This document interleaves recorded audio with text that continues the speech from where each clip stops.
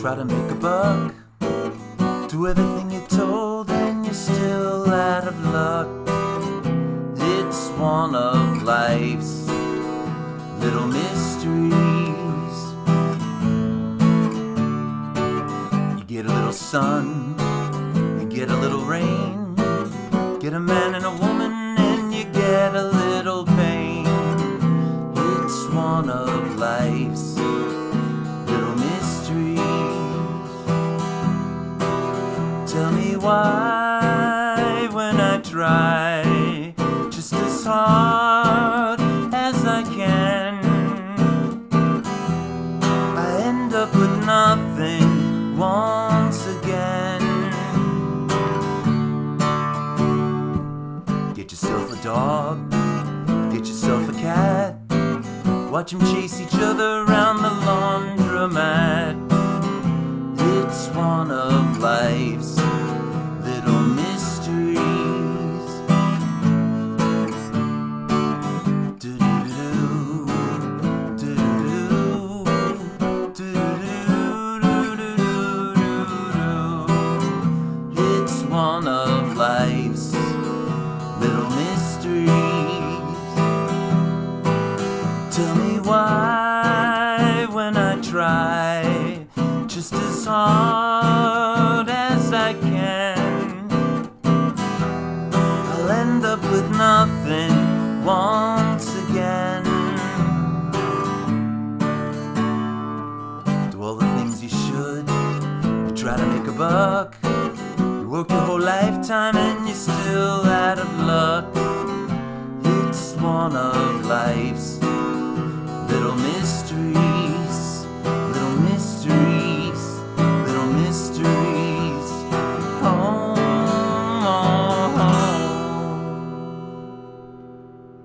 Hey there, folks. This is going to be a guitar lesson for One of Life's Little Mysteries by Tom Petty. This is a brand new release we just got from the Tom Petty estate. I think it's on the Angel Dream compilation. Just wonderful song. So glad we have it. Thank you so much to the Tom Petty estate for continuing to release these unreleased Tom Petty songs. They're just wonderful. I love this one, and when I heard it, I immediately thought of George Harrison. You know, George and Tom were such great friends, such close friends. They influenced each other both musically and I think as friends.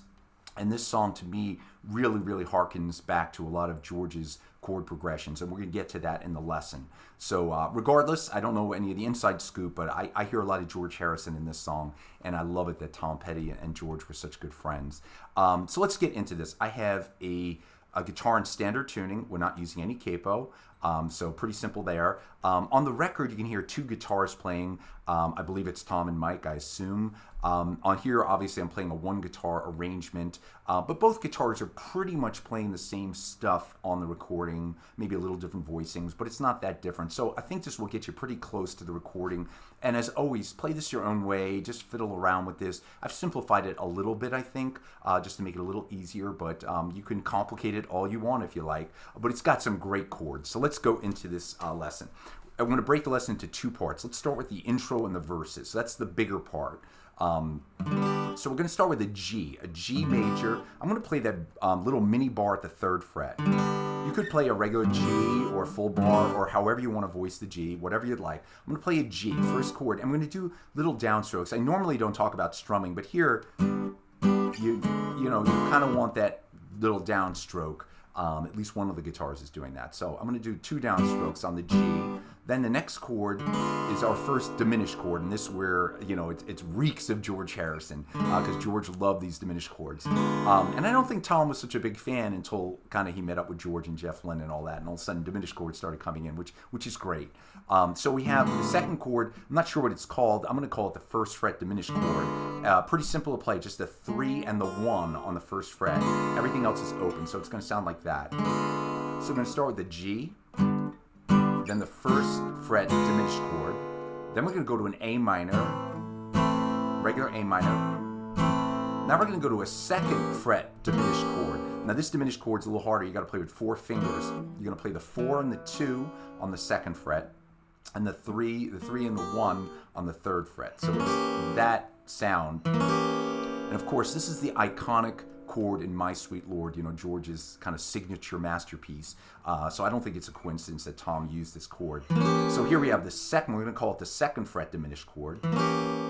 So far we have a G, the first fret diminished chord, A minor, second fret diminished chord, now a B minor. You can play that barred, open, whatever you like. I'll play open here. Now we're going to go up to a fourth fret diminished chord. So B minor to a fourth fret diminished chord. And again, this diminished chord is the same fingering as the second fret. Just bring it up to the fourth fret. So one more time on this. G, first fret diminished chord, A minor, second fret diminished chord, B minor, fourth fret diminished chord. So it's really like a ladder walking your way up the guitar. That's the way I think about it. Now the next chords, we're going to go to an E minor, B minor, E minor. Okay. You kind of stop the downstrokes here and just play one time. E minor, B minor, E minor. Now, if you might hear, I'm adding the high G to my E minor because if you kind of think about it, it's really going 3, G, F sharp, E. It's kind of the progression. So on the E minor, I'm going to add that high G. Then I'm going to play a B minor, which gives you that F sharp. And then I'll play an E minor open, which gives you the high E. So again. So if you'd like, you could just do E minor, B minor, E minor. That works fine. And now we go into kind of a lazy strum of a C7 to a B7 to an E minor to an A to a D, and then you're back. I'll do the verse one more time. G, first fret diminished, A minor, second fret diminished, B minor, fourth fret diminished. Now we're going to do the E minor, B minor, E minor to a C7. It's one of life's B7. Little mysteries, E minor. Now we're going to hold the E minor to take us into part 2, the middle part of the song. Tell me why when I try. So again, here's kind of a gentle, lazy strum here, kind of jazzy, bluesy. And it's a C9 chord, a kind of a blues chord.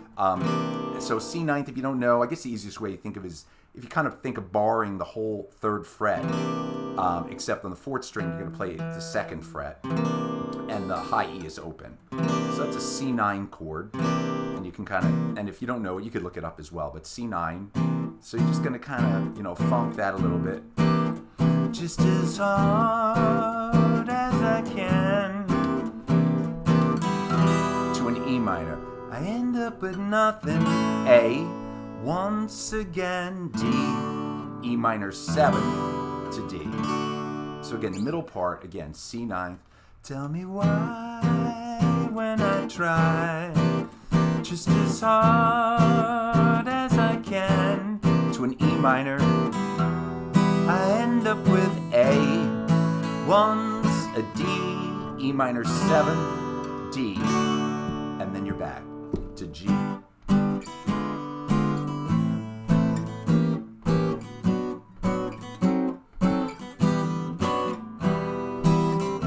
It's one of life's little mysteries. Here's the outro. Little mysteries. Then I'm going to play an A or an A7th. I prefer the A7. Back to little mysteries, E minor again. Ooh, back to A7th, and then it ends on an E minor. So it's again C7. Here's the outro. It's one of life's little mysteries, E minor. Little mysteries, A7th. Little mysteries, E minor. Ooh, A minor, A7th. And it ends on that E minor. That's one of Life's Little Mysteries by Tom Petty. Again, so excited we have this. Thank you to the Tom Petty Estate for giving us these great unreleased tracks from Tom. I'm just enjoying them so much. Still digging into the Wildflowers box. I love all this stuff. And again, for me, I have a Beatles channel, and I play a lot of Tom Petty because I think Tom was so connected to George and the Beatles and influenced by them. So I think it's really appropriate. But this song really, really screams out to me, George Harrison, George Harrison. So I love this one in particular. Thank you so much, folks, for watching. I really appreciate it. Everybody have a great day. I'll see you soon. Take care.